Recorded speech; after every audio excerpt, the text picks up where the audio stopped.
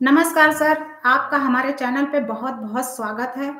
Sir, आप sir आपसे अब ये आज हम चर्चा करने जा रहे हैं कि ताहिर हुसैन जैसे लोग जो अंकित शर्मा को और छत से जो बम फेंके गए, उन पे लगे ऐसे इल्जाम, उसके बावजूद भी उनको पैरोल पे कैसे छोड़ दिया कोर्ट ने? आखिरकार क्यों ऐसा किया कि उनको चुनाव प्रचार के लिए छोड़ा गया कि आप प्रचार करिए?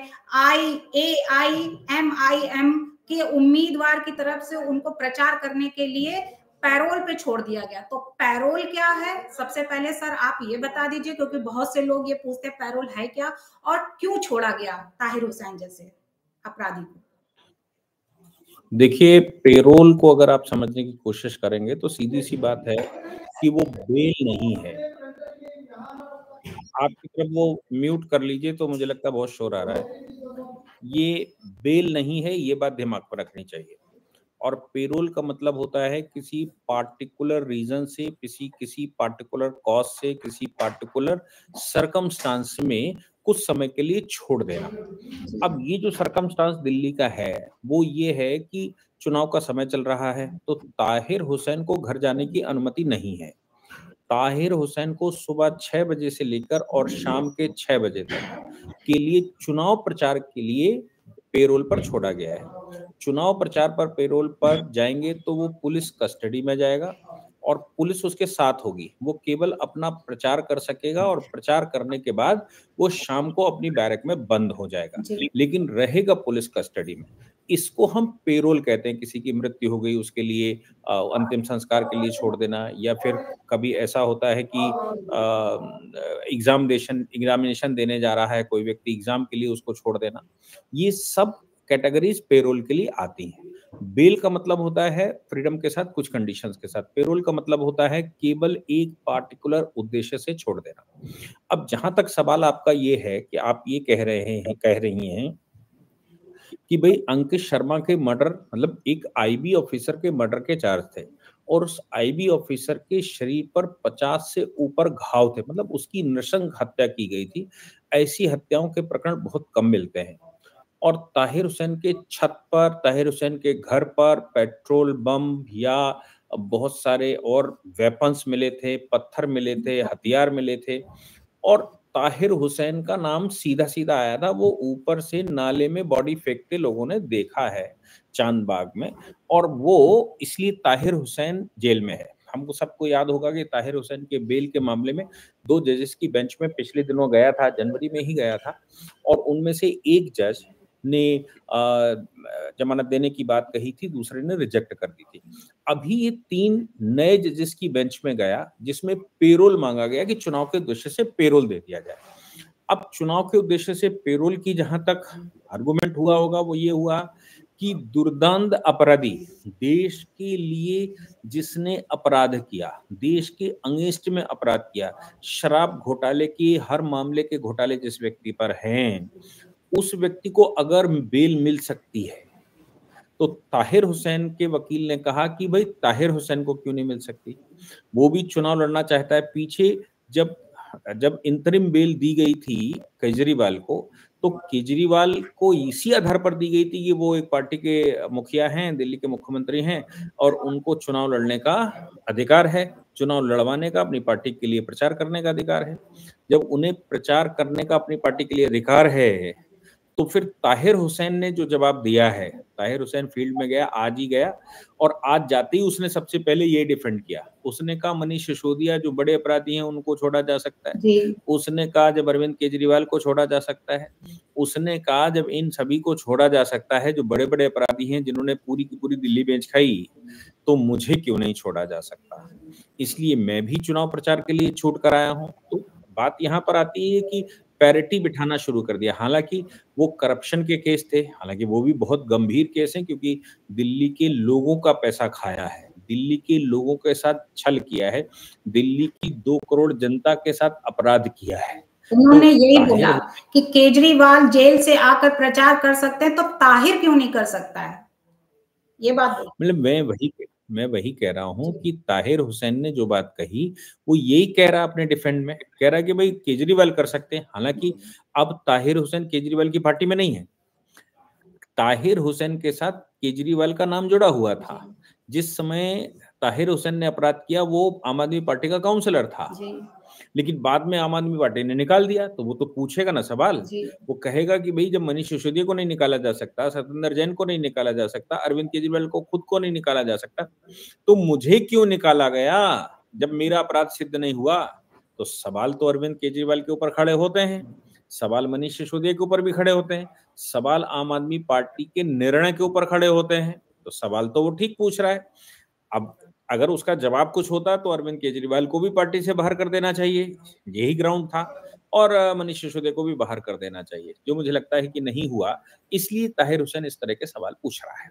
ताहिर हुसैन कोई नया काम नहीं कर रहा, वो एआईएमआईएम के लिए चुनाव लड़ रहा है। एआईएमआईएम के लिए चुनाव का मतलब ये होता है कि वो ओवैसी की पार्टी के लिए चुनाव लड़ रहा है। वो चुनाव में खड़ा हुआ है, खुद भी विधायकी के चुनाव में खड़ा हुआ है, और वो एआईएमआईएम की तरफ से खड़ा हुआ है। तो जब वो केजरीवाल के साथ था तो केजरीवाल की बात करता था, आज वो ओवैसी के साथ है तो ओवैसी की बात करता है। हाँ, ये जरूर है कि अरविंद केजरीवाल का खेल खोलने के लिए ताहिर हुसैन सफिशिएंट है, क्योंकि वो ये संभव है कि इन लोगों के सभी गेमों में वो शामिल था, इन लोगों के सभी मामलों में वो शामिल था। इसलिए वो जो कह रहा है वो उसका अपना लॉजिक है। मेरा मानना है कि दोनों को ही जेल में होना चाहिए। मेरा मानना है कि इनको इनका अधिकार भी छीन लेना चाहिए। मेरा मानना है कि पार्टी को ही सीज कर देना चाहिए। तो चुनाव लड़ना फंडामेंटल राइट नहीं है, तो ताहिर हुसैन जैसे लोगों को लड़ने यानी चुनाव लड़ने और प्रचार करने का अधिकार यानी अनुमति कैसे मिल गई? तो ये तो एक शर्म का विषय है या फिर और कुछ है? भाई क्या है ये? शर्मनाक है कि ऐसे अपराधी को चुनाव लड़ने और प्रचार करने का राइट कैसे मिल गया कोर्ट से? देखिए भाई, honourable supreme court court of record है, और कोर्ट ऑफ रिकॉर्ड होने के नाते ऑनरेबल सुप्रीम कोर्ट ने उनको अगर दे दिया है तो अच्छा है, नहीं दिया है तो अच्छा है। लेकिन हाँ, ये बात तय है कि right to election is not a fundamental right, it's a constitutional और legal right. Constitutional legal right का मतलब ये होता है कि दिस हैव सम क्वालिफिकेशंस, इसके साथ कुछ क्वालिफिकेशन जुड़ी हुई हैं, और वो क्वालिफिकेशन ये हैं कि जब 18 साल के हो जाओगे, 25 साल के हो जाओगे, 28 साल के, 30 साल के, जो भी कंडीशनें दी हुई हैं, इस एज के बाद आप भारत के नागरिक हैं, आप साउंड माइंडेड हैं, और ये कंडीशनें लगाई गई हैं कि डिस्क्वालीफाइड नहीं है। तो ये कंडीशनें अगर लगाकर उन्होंने चुनाव लड़ने की बात कही है, तो इसका मतलब ये है कि ये एब्सोल्यूट राइट नहीं है।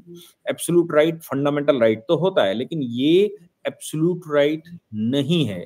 इसलिए बेल या पेरोल कोई राइट की तरह इस्तेमाल नहीं होना चाहिए। पर ये बात भी ठीक है कि भारत में डेमोक्रेसी है, और डेमोक्रेसी में जब तक अपराध सिद्ध ना हो जाए तब तक भाई इनोसेंट मानते हैं, और इनोसेंट अगर हम उसको मानते हैं तो बेल भी ग्रांट कोर्ट ने कर दी। हालांकि इंजीनियर राशिद को हमने बेल पे नहीं छोड़ा था, वो जो पंजाब का अपराधी था उसको भी हमने बेल पर नहीं छोड़ा था, चुनाव वो लड़े थे, बेल पर हमने नहीं छोड़ा था। लेकिन ताहिर हुसैन को बेल पर छोड़ दिया गया क्योंकि आम आदमी पार्टी वाला गेम है, आम आदमी पार्टी के मुखिया को भी बेल पर छोड़ दिया गया।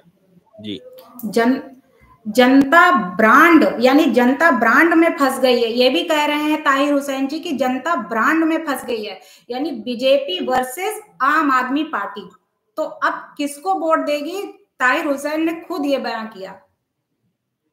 भाई ताहिर हुसैन तो इसलिए ये बातें कर रहा है क्योंकि वो एआईएमआईएम से लड़ रहा है। हालांकि मानना ये चाहिए कि मुसलमानों का ब्रांड तो एआईएमआईएम है, लेकिन हाँ ये भी है कि वहां चुनाव तो केजरीवाल बनाम बीजेपी है।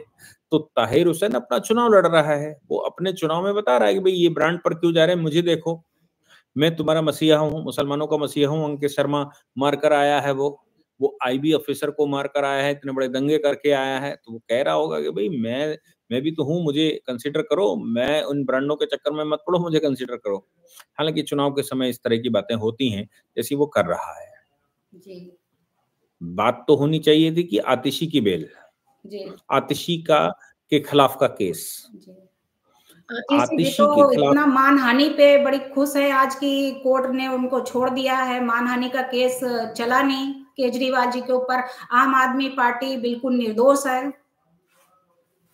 अच्छा, मजे की बात ये देखिए कि मजे की बात यहाँ पर ये है कि आतिशी ने प्रेस कॉन्फ्रेंस करके आरोप लगाया था कि मुझे बीजेपी वालों से ऑफर मिला है, और आतिशी ने कोर्ट में जो कहा, एमपी-एमएलए कोर्ट में जब उनके खिलाफ केस हुआ कि भाई आप सिद्ध करो कौन से वाले ने कहा, किसने आपसे कहा था, किसने आपसे कहा है कि आप भारतीय जनता पार्टी में शामिल हो जाओ, सिद्ध तो करोगे ना, किसी ने कहा था, उसके खिलाफ एफआईआर करोगे, उसके खिलाफ कुछ सबूत लाओगे, कुछ तो बताओगे कि खाली पीली आप मुंह उठाया बैठे और बोल दिए कि भाई उन्होंने मुझे ऑफर दिए थे।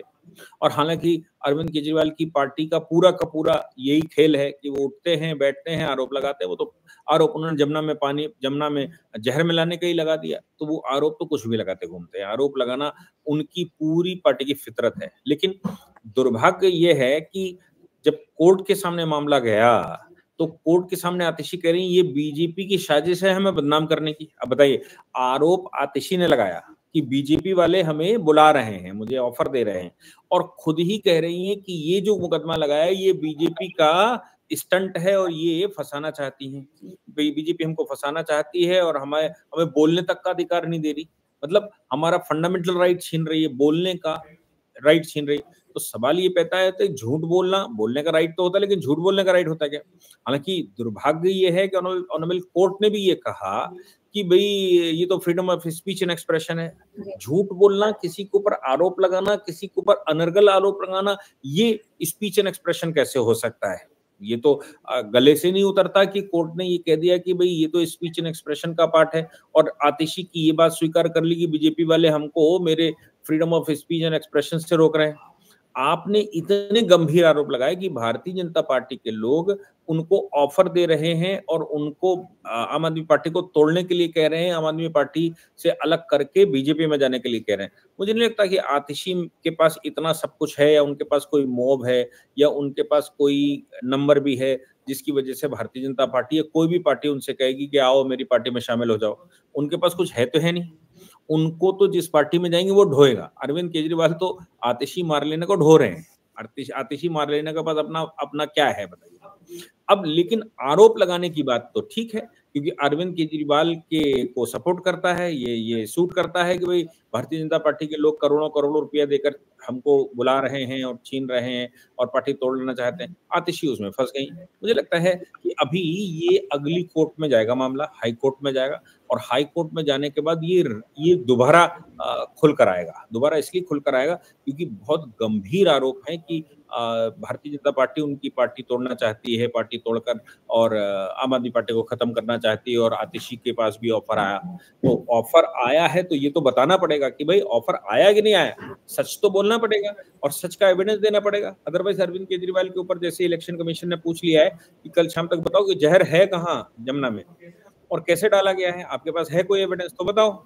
तो अभी शाम तक आज वो जवाब देंगे, क्या जवाब देते हैं उसके बाद इलेक्शन कमीशन उनको बैन भी कर सकता है। आतिशी को भी मुझे लगता है इस तरह के झूठ और अनर्गल बयान देने के लिए बैन किया जाना चाहिए था। लेकिन दुर्भाग्य है हमारे यहाँ की डेमोक्रेसी का कि उनको नहीं किया गया, बल्कि ये कहा गया कि स्पीच एंड एक्सप्रेशन है। झूठ बोलना भी स्पीच एंड एक्सप्रेशन हो सकता है, ये तो मैं पहली बार सोच रहा हूँ। जी। तो आतिशी जी ने जो भी कहा है तो वो बिल्कुल भी बेबुनियाद है कि मतलब सही है या गलत कहा उन्होंने। देखिए, आतिशी ने जो कहा है उसके पीछे कि कोई किसी ग्राउंड तो दबाव है में नहीं उनके उन्होंने पास ऐसा कहा है कि कोई पीछे से कुछ ऐसा उनके ऊपर कुछ प्रेशर पड़ रहा था तो उन्होंने इस तरीके से बातें वो कर रही हैं कि हाँ ऐसा हुआ है, ऐसा होना चाहिए। बात आप नहीं समझ रहे। आतिशी ये कह रही थी कि बीजेपी ने उनको ऑफर दिया है और वो आम आदमी पार्टी को तोड़ना चाहते हैं। इस बात को लेकर भारतीय जनता पार्टी के लोगों ने मुकदमा कर दिया कि भाई दिखाओ, उनको सम्मन हो गया। वो जो सम्मन हुआ तो अगली कोर्ट में चला गया। अगली कोर्ट में जाने के बाद कोर्ट ने ये कहा कि स्पीच एंड एक्सप्रेशन है ये तो, और आतिशी वकील ने ये कहा कि भाई ये तो हमें बोलने भी नहीं देते। अरे बोलो, किसी ने मना नहीं किया, लेकिन झूठ बोलना क्या है? आप किसी के ऊपर आरोप लगाना क्या है? आप किसी के ऊपर इल्जाम लगाएंगे क्या? तो freedom of speech and expression subject to the condition of speech and expression of others. जी। जो आपके पास स्वतंत्रता के अधिकार हैं जी, आर्टिकल 19 में जो फ्रीडम ऑफ स्पीच दिया है कि बोलने का अधिकार, लेकिन ऐसा ना बोलिए कि जो समाज के लिए कुछ गलत हो या फिर किसी के लिए कुछ गलत बोल सकें। तो आपको जो बोलना बिल्कुल है जी, जी, जी। एग्जैक्टली आपका अधिकार वहां तक है जहां तक आपको सूट करता है, लेकिन आपका अधिकार ये नहीं कि दूसरे के फंडामेंटल दूसरे राइट को आप ब्रीच करेंगे। ब्रीच तो करते आप हैं। भारतीय जनता पार्टी के लोगों के राइट को ब्रीच करेंगे, ये तो आपका अधिकार ही नहीं है। आपका अधिकार इतना था कि आप बोलिए, जी, लेकिन आप झूठ बोलेंगे और किसी के ऊपर इल्जाम लगाएंगे, ये तो आपको अधिकार नहीं है। वायलेशन है। जी। ठीक है जी सर, आप हमारे चैनल पे आए, आपका बहुत-बहुत आपने अपना कीमती समय निकाला और हमारे चैनल पर आके लोगों को नई-नई बिल्कुल माइनर सी जानकारी देते हैं, इसके लिए बहुत-बहुत धन्यवाद। भारत माता की जी जय, नमस्कार। वंदे मातरम, जय श्री राम। जय श्री राम।